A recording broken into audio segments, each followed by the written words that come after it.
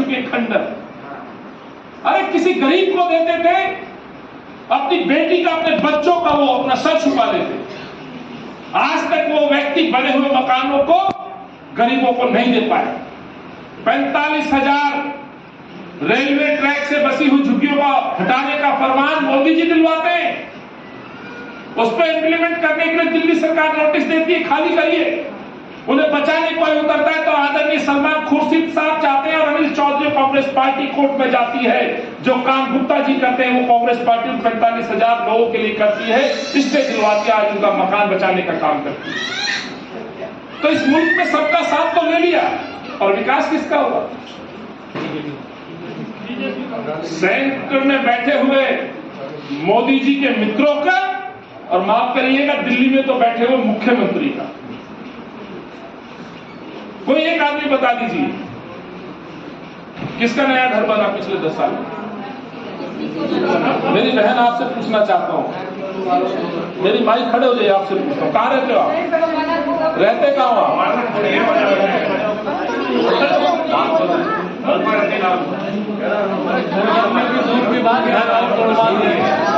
मैं ये जो आप आपस में बातचीत करें फर्ज है।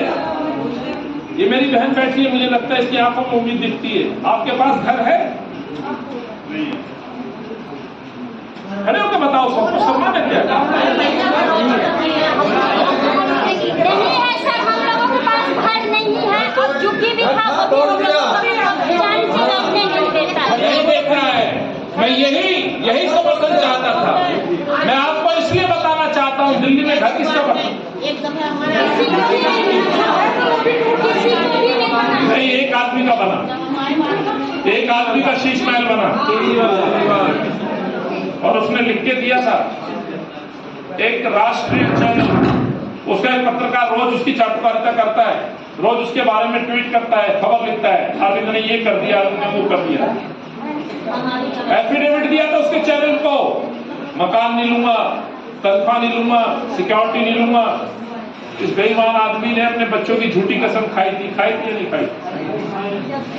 और आज दुख के साथ कहना पड़ता है, हिंदुस्तान में ये जो वर्तमान में जो सबसे नई इमारत बनी है, सबसे ज्यादा पैसे में महंगी इमारत यदि किसी की बनी है तो अरविंद केजरीवाल की इमारत बनी है, इसी महल बना है। इसलिए मैंने पूछा कि गरीब का मकान नहीं बना, कि इस खास आदमी का जो अपने आप को गरीब कहता है उसका मकान बना है। और वो भी उस समय जब इस मुल्क में बड़ी आपदा थी, ये अपने घर का ड्राइंग सेक्शन कर रहे थे। शीला जी पे आरोप लगाते थे कि टॉयलेट में एसी है। अरे टॉयलेट में एसी, तुमने तो वहां पे जो है कालीन बिछा रखे हैं। आप तो पैर भी फर्श पे नहीं रखना चाहते शौच जाने के लिए। पर्दे भी जो 8-8 लाख रुपए के लगे, और ये जो एसी लग रहा है ना, एसी वहां कोने पे दीवार पे, उसने एसी वहां नहीं लगाया, उसने एसी बीच में सेंटर पे लगाया जहां बैठ के वो पॉट पे लघु शंका के लिए जाते हैं कि वहां भी गर्मी न लगे। झूठ तो नहीं बोल रहा। मेरी माई हंस रही है, कह रही कि लघु शंका के लिए जाते हैं फिर इसको एसी की हवा खानी है।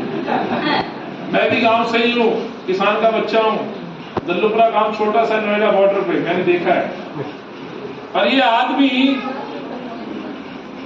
गुप्ता जी ने बड़ी अच्छी बात कही कि ये ईमानदार आदमी लोगों को साथ रखना पसंद नहीं करता। जो आंदोलन शुरू हुआ था, बहुत सारे लोग होंगे उस आंदोलन में इसके साथ देंगे। रामला मैदान में लोग अपना रोटी 4 रोटी बांध के लेके आए थे रामला मैदान में, इसकी रोटी नहीं खाई थी। और जो समय लोग बैठे थे कुछ ईमानदार लोग, आज वो कहाँ हैं जिन्होंने अपना घर बेच के इसको चंदा दिया, नौकरी छोड़ के इसके लिए काम किया? साथियों, यही बात है कि केंद्र में बैठी झूठी सरकार की एक परछाई जो दिल्ली में भी आगे बैठ गई और उसने लोगों को एक उम्मीद दिखाई, लेकिन उम्मीदों पे खरा नहीं उतर पाई। और आज इसलिए जिस शहर की पहचान शीला जी ने विश्व के अंदर स्थापित की, 15 साल में दर्जनों ऐसी योजनाएं हैं जिन्हें मैं आपके सामने रखूंगा तो आप शायद मेरी बात पर तालियां बजाएं। मातृशक्ति बैठी है, मौका है जरूर उस बात का, क्योंकि मातृशक्ति का जिक्र करना जरूरी है। कांग्रेस के समय में एक योजना थी, लाडली योजना, हम ही लेके आए, ये लोगों से, इन्होंने बनाई, वो अभी भी है। लाडली है। कोई बच्ची यदि स्कूल से पास आउट हुई हो तो उसको वो बताएगी कितने रुपए का चेक मिलता है। लाडली योजना का मकसद क्या था? लाडली योजना से पहले स्कूलों में बच्चियों भेजने के लिए थोड़ा सा एक मोटिवेशन, हौसला अफजाई के लिए कि फ्री ड्रेस देंगे, बुक्स देंगे, मिड डे मील देंगे, बच्चों को वजीफा देंगे। पहले ये स्कीम चलती थी मौलाना साहब। शीला जी ने सोचा यार अभी भी बच्चों की तादाद पूरी नहीं हो रही, उन्होंने एक कदम और आगे बढ़ा दिया। माफ करिएगा, इस मुल्क में बहुत सारी कुरीतियां हैं, उन कुरीतियों को दूर करने का काम राजीव जी जैसे नेताओं ने, इंदिरा गांधी जैसे नेताओं ने, महान नेताओं ने दूर करने का काम किया। जिसमें एक कुरीति जो बुराई महिलाओं को पीछे करने की थी, महिलाओं को ना पढ़ाने की थी, उसके खिलाफ भी कांग्रेस ने आंदोलन किए, महिलाओं को अधिकार दिए, महिलाओं को इतनी ताकत दी कि अपने पैरों पर खड़ी हो जाए। अभी 15 अगस्त हुआ, आज राजीव जी का जन्मदिन है। कई दो घटना ऐसी मैं आपको मिक्स करके बता सकता हूं। ये तस्वीर लगी हुई है, पलट के देखिए कोने में सबसे ऊपर पहली तस्वीर। जानते हैं किसकी है? मौलाना साहब आप जानते होंगे, नहीं जानते? क्या नाम है आपका मेरे भाई? अकील अहमद साहब, सही कहा। ये जो अरुणा असफ अली जी है ना, ये इस कांग्रेस पार्टी की अध्यक्ष थी, दिल्ली की पहली। जिस तरह से मैं आज बोल रहा हूं, और मैं आपको बता दूं, ये वो नेता थी जो दिल्ली की पहली मेयर बनी। कौन? पहली मेयर। ये वो नेता थी जब 1942 में 9 अगस्त अंग्रेजों ने गांधी जी, पंडित नेहरू जी, इंदिरा जी और हम जैसे सैकड़ों लाखों लोगों को अंग्रेजों ने अंदर डाल दिया था। क्यों? अंग्रेजी सियासत घबराई हुई थी, क्योंकि आंदोलन को एक नाम दिया था महात्मा गांधी जी ने, अंग्रेजों अंग्रेजों। वो नारा बुलंद हो गया था। महाराष्ट्र के मुंबई में एक आंदोलन कि झंडा फहराएंगे और अंग्रेजों को बाहर फेंकने का काम करेंगे।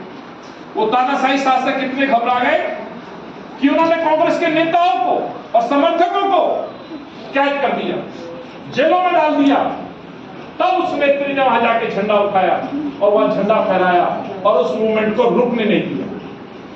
ये बात मैं इसलिए बता रहा हूं, इन पिक्चर्स में आप देखेंगे कई सारी महिलाएं हैं, जिसमें शायद आप शीला जी को तो बहुत अच्छे से जानते हो, शीला दीक्षित, ताजदार बाबर जी। ये महिला नेत्री, नेता, महान नेता